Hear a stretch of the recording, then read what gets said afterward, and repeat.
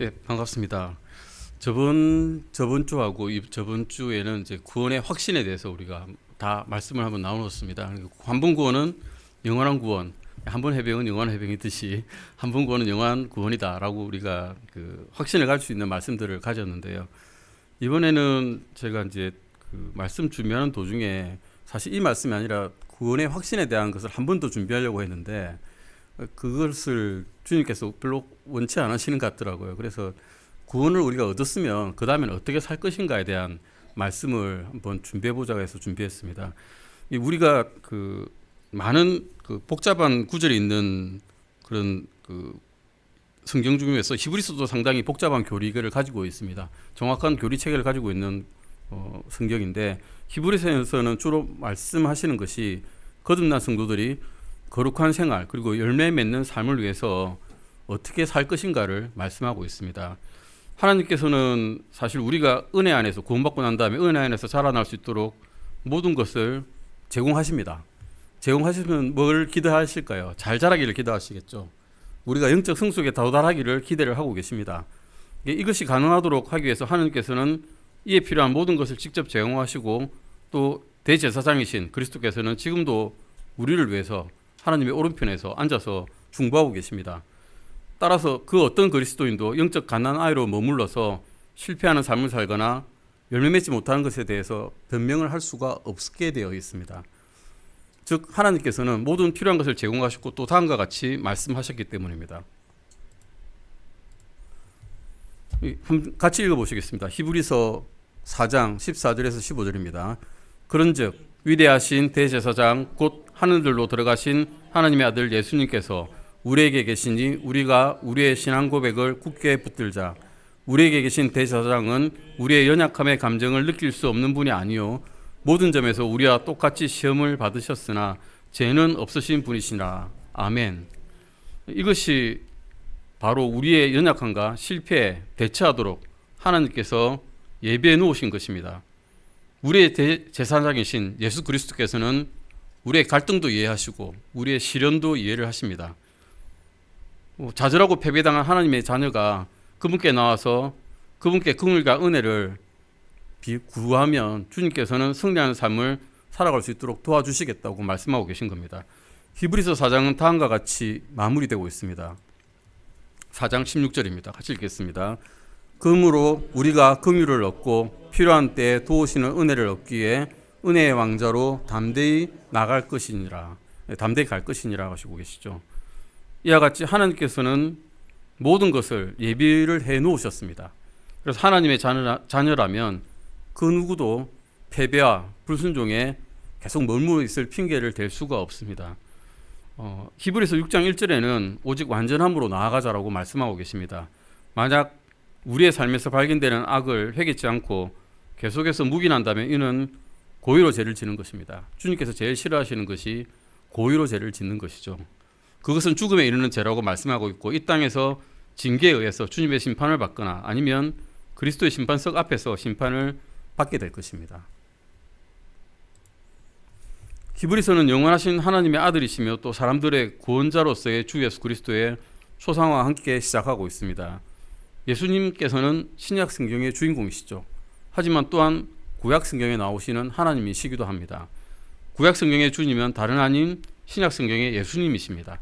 이것이 히브리서의 1장에서 보시면 쭉 나와 있는 말씀입니다. 1절 2절부터 읽어보겠습니다. 1절 2절 3절입니다. 히브리서 1장 1절에서 3절까지입니다.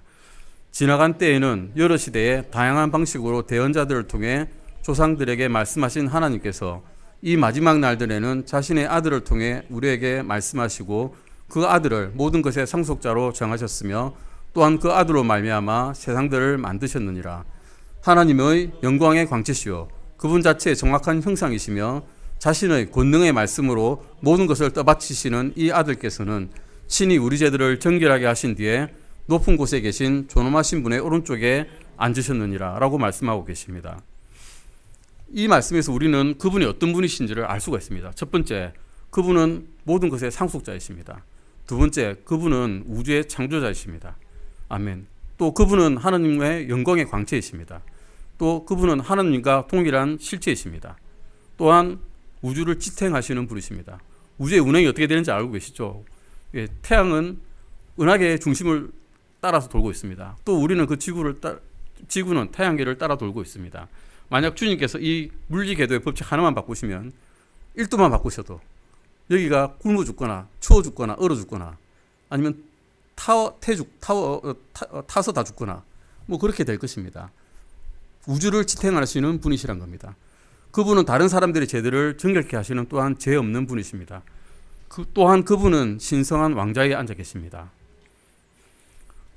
이처럼 히브리서 이 세 구절에는 아들 하나님의 성품에 대한 7가지 이 특성이 묘사되어 있는데 그 어느 것 하나도 피조물에게는 해당될 수 없는 것입니다. 오직 신격을 가지신 분에게만 해당됩니다.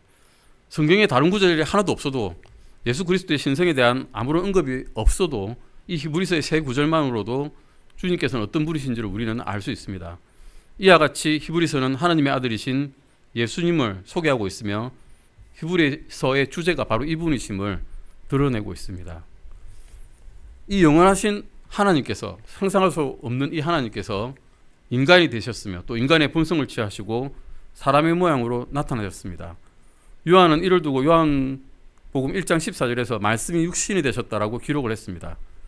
그렇다면 그분께서 인간이 되셨을 때 하나님이심을 그만두셨을까요? 나 이제 하나님 아니야, 나 인간이야 이러고 말하셨을까요? 나한테 책임 없어 이러셨을까요? 그분께서는 자신을 놔두셨을 때 그분의 자신의 신성을 한쪽에 내려놓고 마셨을 걸까요? 만약 그렇다면 그분께서 어떻게 다시 하나님이 될 수가 있었겠습니까? 하나님이시자 인간이 돼야만 인간으로서 돌아가셨을 때 하나님의 신성으로서 다시 살아날 수가 있으셨을 것입니다. 영광 가운데 있는 사람이신 예수 그리스도께서는 여전히 하나님 아버지시고 성령님이시고 또한 예수님이신 것입니다. 이것이 히브리서가 계속 다루고 있는 주제입니다. 예수님께서는 인성을 지니신 채로도 여전히 다른 모든 피조물보다 위에 계십니다. 그분께서는 천사들보다 뛰어나시다라고 기록되어 있습니다. 히브리서 1장 4절에서 5절 같이 읽어보시겠습니다. 그분께서 천사들보다 훨씬 더 뛰어나게 되신 것은 상속을 통해 그들보다 더욱 뛰어난 이름을 얻으셨기 때문이라. 그분께서 어느 때에 천사들 중 누구에게 너는 내 아들이라 이날 내가 너를 낳았도다 하고 말씀하셨느냐. 또다시 나는 그에게 아버지가 되고 그는 내게 아들이 되리라 하고 말씀하셨느냐. 하나님께 택함을 받은 하늘에 있는 하나님의 천사들은 모든 피조물들 가운데 최고의 지위를 가지고 있습니다. 그들은 죄로 인해 타락한 적이 없으므로 하나님의 임재 앞에 나아갈 수 있고 중요하고 핵심적인 임무를 또한 부여받았으며 하나님의 사자이시고 하나님의 뜻을 집행하는 자들입니다. 그런데 우리 그리스도께서는 천사들보다 더 나으신 분이라고 성경에 기록되어 있습니다. 그러므로 그분께서는 하나님이십니다. 하나님 외에는 천사보다 더 나은 존재가 없기 때문입니다. 인간의 모습을 한 채 자신을 낮추어 사람의 몸을 입고 계시는 중에도 예수님께서는 하나님의 아들로서 가장 뛰어나신 분이시고 이를 또 강조하기 위해서 히브리서에서는 다음과 같이 또 강조하고 있습니다. 같이 읽으시겠습니다.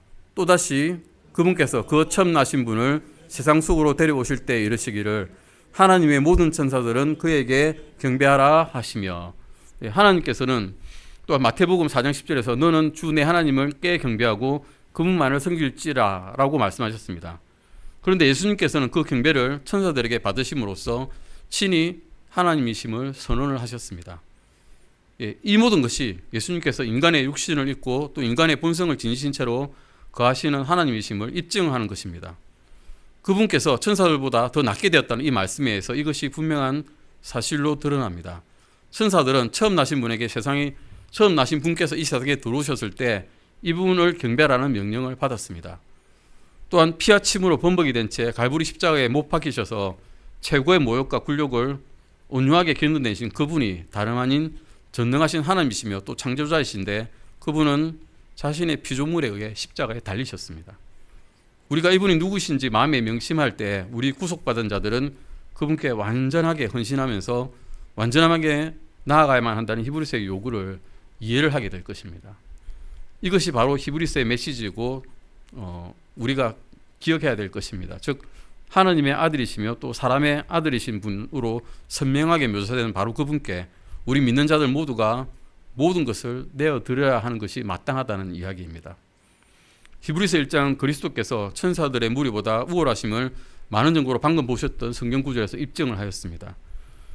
우리가 히브리서 수신자들이었던 히브리 그리스도인들이 하나님의 천사를 크게 숭배하고 있었다는 것을 기억한다면 다음 이야기들이 이제 더 확신을 가져다 줄 것입니다. 히브리서 1장 8절에서 14절까지 한번 찾아보시겠습니다. 히브리서 찾아보시겠습니다. 히브리서 1장 8절에서 14절까지입니다. 네, 히브리서 1장 8절에서 14절까지입니다. 히브리서 1장 8절에서 14절 같이 읽으시겠습니다. 아들에게는 이르시기를 오 하나님이여 주의 왕좌는 영원 무궁하오며 주의 왕국의 홀은 의의 홀이니이다. 주께서 의를 사랑하시고 불법을 미워하셨으므로 하나님 곧 주의 하나님께서 즐거움의 기쁨으로 주에게 기름을 부어 주의 동료들보다 높아졌나이다 하시고 또 주여 주께서 처음에 땅에 기초를 놓으셨으며 하늘들은 주의 손이 이루신 작품입니다. 그것들은 멸망할 것이나 주께서는 여전히 계시고 그것들은 다 옷이 날 듯 낡아지리니 주께서 의복같이 그것들을 적으시면 그것들은 바뀔 것이나 주께서는 동일하시고 주의 횟수는 끊어지지 아니하리이다 하시되 그분께서 어느 때 천사들 중 누구에게 내가 내 원수들을 내 발 받침으로 삼을 때까지 내 오른쪽에 앉아 있으라 하고 말씀하셨느냐. 그들은 다 구원의 상속자가 될 자들을 위해 섬기라고 보내어진 섬기는 영이 아니냐라고 말씀하고 계십니다. 즉 8절에서 그분은 하나님이시고 주님의 왕국에서 왕이시라는 것을 말씀하고 있고 9절에서 그분은 의를 사랑하고 불법을 미워하시는 하나님이시라는 것을 말씀하고 있습니다. 그분은 땅과 하늘의 설계자이시고 11절에서 그분은 영원한 창조자이심을 드러내고 계십니다. 12절에서 그분은 또 변함이 없으신 영원하신 분이라고 말씀하고 계십니다. 그리고 그분은 악에 대해서 최종적으로 정복을 하시는 최종적인 정복자이심을 말씀하고 계십니다. 그리고 14절에서 그분은 천사들이 섬길 구원의 상속자들의 주님이시라고 말씀하고 있습니다. 이 사항 중 어느 것도 어떤 최고 천사에게도 미카엘에게도 가브리엘에게도 해당되지 않습니다. 그러므로 히브리서 장 다음과 같이 공개를 시작합니다. 한번 읽어보시겠습니다. 그러므로 우리는 우리가 지금까지 들은 것들에 더 열심히 주의를 기울여야만 하리니 이것은 언제든지 그것들이 우리에게서 빠져나가지 못하게 하려 함이라. 그분께서 천사들을 통해 하신 말씀이 확고하여 모든 범법과 불순종이 정당한 보응의 대가를 받았거든. 우리가 이렇게 큰 구원을 소홀히 여기면 어찌 피할 수 있겠느냐. 이 구원은 처음에 주께서 말씀하기 시작하신 것이요 그분의 말씀을 들은 자들이 우리에게 확증한 것인데 라고 말씀하고 있습니다. 이 말씀에서 저희는 이 구절에서 두 가지를 주목해야 됩니다. 단어를 주목하십시오. 첫 번째는 그러므로라고 하는 단어입니다. 앞에 나와 있죠. 처음에 그러므로라고 나와 있죠. 그리고 두 번째는 다음에 우리라는 대명사가 반복돼서 사용되고 있다는 것입니다. 우리라는 말이 많이 나오고 있습니다. 히브리서 기자는 믿는 자들에게 편지를 썼습니다. 주로 우리는 바울이라고 생각하고 있죠. 바울이 이 편지를 썼다고 생각하고 있습니다. 그 기자는 믿는 자들에게 편지를 쓰면서 우리는 같이 믿는 사람들이야. 같은 믿는 민족들이야 라고 이야기를 하고 있습니다. 그런데 이렇게 경고를 하고 있습니다. 첫 번째 줄에 이렇게 말씀하고 있죠. 세 번째 줄에 이렇게 말씀하고 있죠. 우리가 이렇게 큰 구원을 소홀히 여기면 어찌 피할 수 있겠느냐 라고 경고를 하고 있습니다. 이 경고가 의미하는 바는 우리가 히브리서 방금 읽었던 1장의 의미를 가르침을 상기해보면 분명해집니다. 방금 읽으신 1장에서 주 예수님을 창조자이시고 모든 것을 떠받치는 분이시고 구원자이시고 중보자이시고 가장 뛰어나신 분이라고 분명히 제시했습니다. 예, 그분께서 누구신지 또 그분께서 우리를 위해서 행하신 모든 것이 어떤 것인지를 생각해 보면 어떨까요? 우리는 그분께 절대적인 헌신과 순종 또 세상의 성김과 열매 맺음을 그분께서는 우리에게 요구하실 수 있다는 것을 알 수 있습니다. 그러므로라는 말은 과 또 어찌라는 말은 같이 동행하고 있습니다. 그러므로 우리가 이렇게 큰 구원을 소홀히 여기면 어찌 피할 수 있겠느냐. 그러므로는 therefore 앞에 이런 말씀 주님께서는 이런 큰 구원자이시고 우리의 중보자이심을 우리가 알았으므로 만약에 그 주님께서 주신 큰 구원을 우리가 어떻게 소홀히 할 수 있겠느냐. How? 어떻게 우리가 피할 수 있겠느냐, 소홀히 할 수 있겠느냐라는 말이란 것입니다. 그분은 그분의 은혜로 우리에게 행하신 것 때문에 그분께서는 우리가 그분의 요구에 절대적으로 순종을 하리라고 기대하실 권리를 그분께서는 갖고 계시다는 겁니다. 두 단어가 다시 중요하다고 말씀드리겠습니다. 우리가 이렇게 큰 구원을 소홀히 여기면 어찌 피할 수 있겠느냐, 이 말씀에서 두 단어입니다. 우리가 소홀히 여기면, 소홀히 함이라는 것입니다. 우리라는 단어는 편지를 쓴 기자 자신도 포함되므로 그가 믿는 자들에게 편지를 썼다는 것입니다. 너와 내가 똑같이 믿는 자들인데 우리가, 바울 자신도, 그의 믿는 그리스도인 자신도 우리가 라는 말이죠. 반면 소홀히 함이라는 이 단어는 우리가 혹시 갖고 있는데 소홀히 하게 다루게 될지도 모르는 무언가를 우리가 이미 가지고 있다는 것입니다. 성경 말씀은 이렇습니다. 우리가 이렇게 큰 구원을 거부한다면 어찌 피할 수 있으리라고 말하지 않습니다. 그렇게 한다면 우리가 이 큰 구원을 거부한다면 지옥에 간다는 이야기겠죠. 하지만 우리는, 여기서 말하는 우리는 이미 믿는 자들이었습니다. 이미 믿는 자들이기 때문에 우리가 이 큰 구원을 소홀히 한다면 이라고 말씀하고 있는 것입니다. 그들은 큰 구원을 받았고 또한 거저 주시는 은혜로 구원을 받았으며 의롭게 되었고 안전을 보장받고 있습니다. 우리와 똑같죠. 우리와 똑같습니다.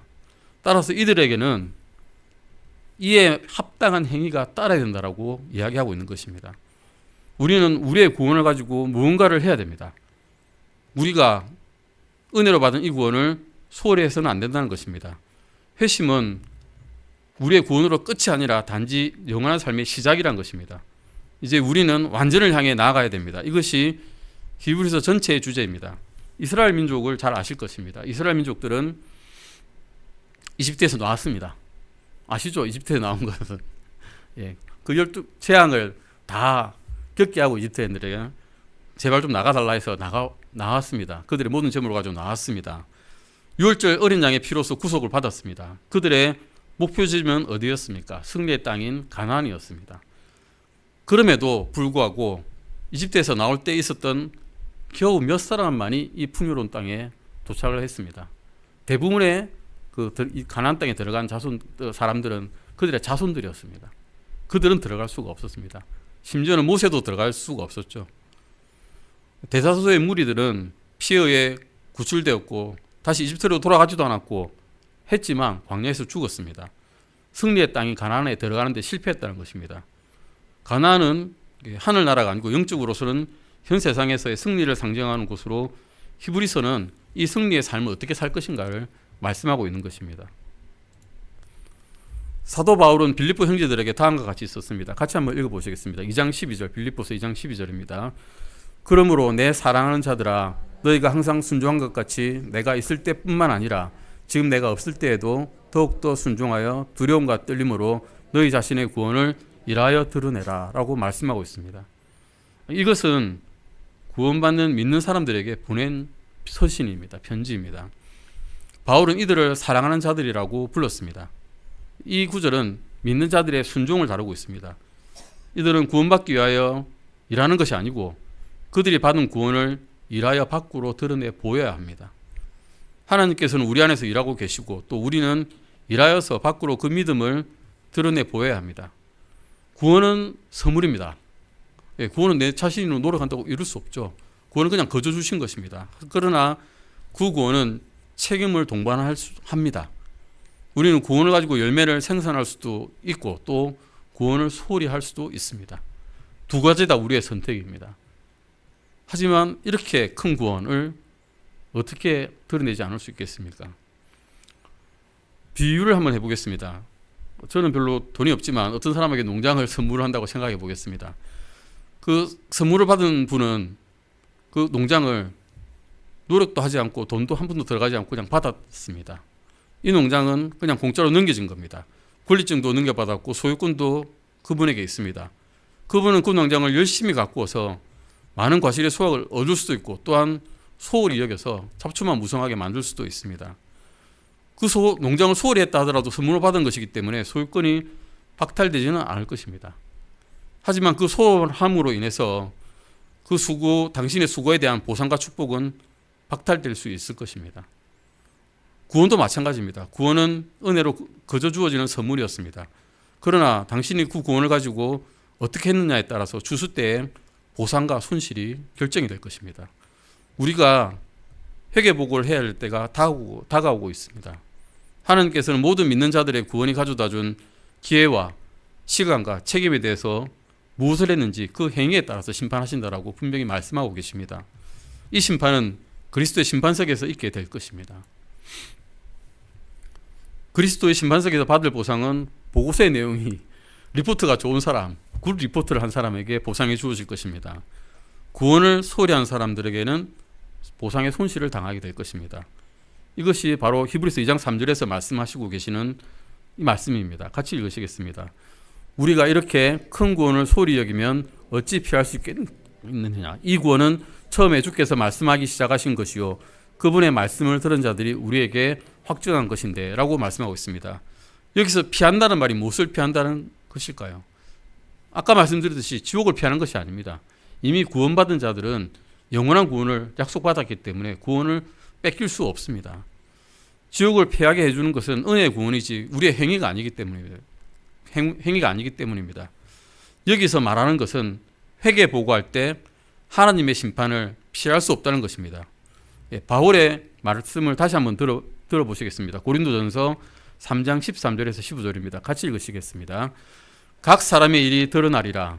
그날이 그것을 밝히 드러내리니 이는 그것이 불에 의해 드러나며 그 불이 각 사람의 일이 어떤 종류인지 그것을 시험할 것이기 때문이라.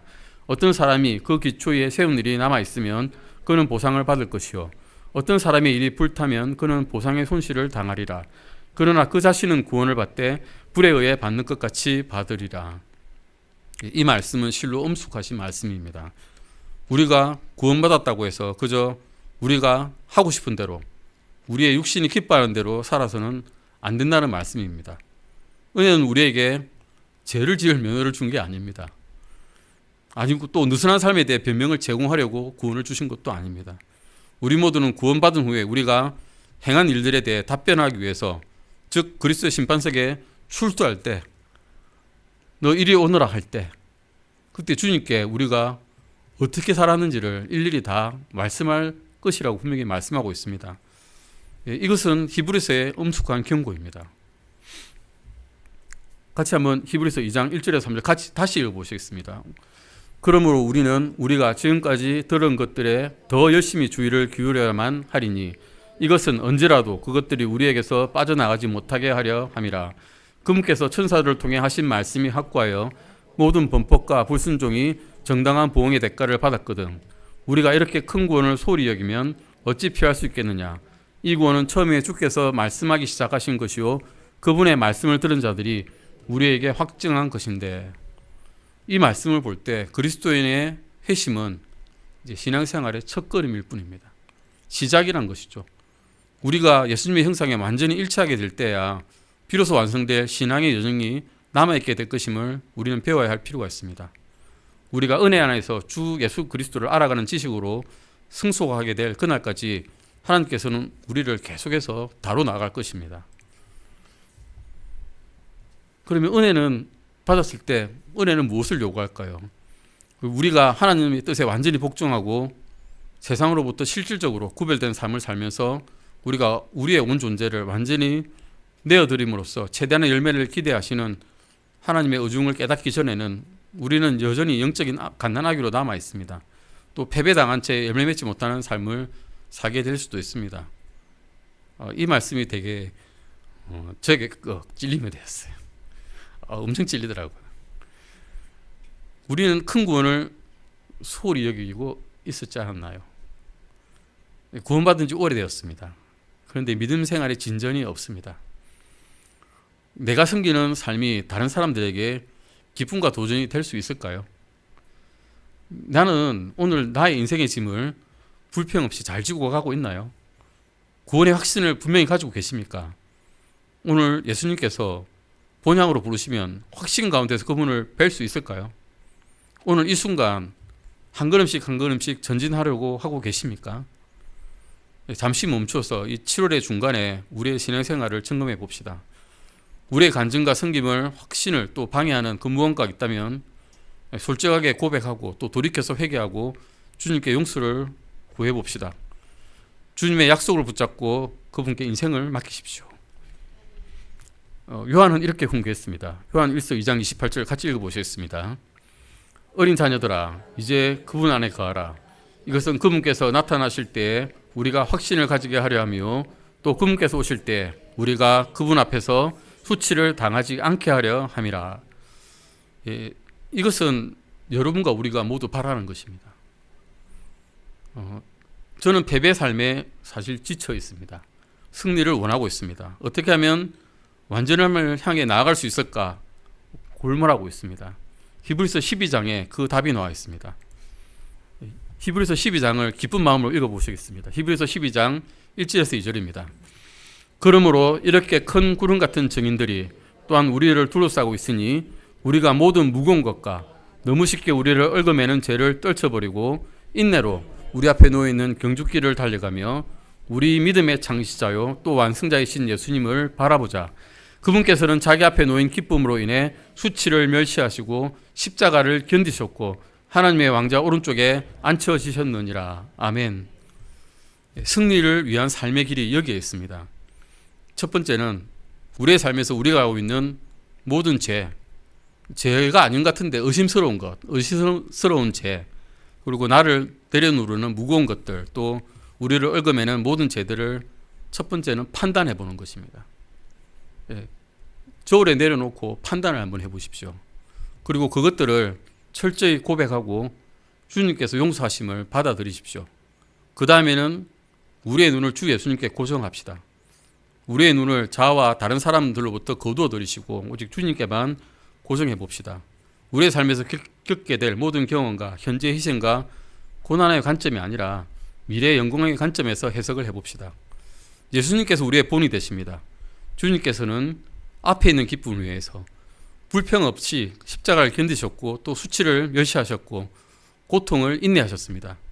우리는 어떻습니까? 우리는 수치도 간신히 견뎌낼 정도입니다. 오늘도 주님께서는 대제사장으로서 높은 곳에 앉으셔서 자신의 발자취를 따라온 자들을 돕기 위해서 기다리고 계시고 중보하고 계십니다. 뒤를 돌아보지 마십시오. 엎질은 우유를 놓고 울고 계시지 마십시오. 그 어떤 일도 오늘의 관점에서 해석하지 마시고 영혼의 관점에서 바라보십시오. 그리고 다음의 말을 기억하십시오. 히브리서 12장 11절에서 13절입니다. 같이 읽어보시겠습니다.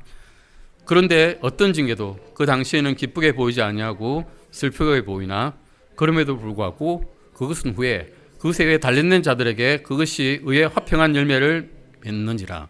그러므로 늘어진 손과 연약한 무릎을 일으켜 세우고 너희 발을 위해 곧은 행로들을 만들라. 이것은 저는 것이 길에서 벗어나지 아니하고 오히려 고침을 받게 하려 함이라. 아멘. 오늘 오전 예배 시간에 우리의 약함이 오히려 주님께서 강함을 보여주시는 길이 된다고 배웠습니다. 우리는 나아가야 됩니다. 나아가서 걷기 시작해야 됩니다. 우리의 발이 흔들릴지라도 계속 전진해야 됩니다. 그리고 눈을 예수님께 고정하고 좌우를 돌아보거나 뒤돌아보지 마십시오. 눈은 오직 초점을 고정하고서 나아가야 됩니다. 그렇게 하면 주님께서는 우리의 발에 날개를 달아주실 것입니다. 네, 기도하고 마치시겠습니다.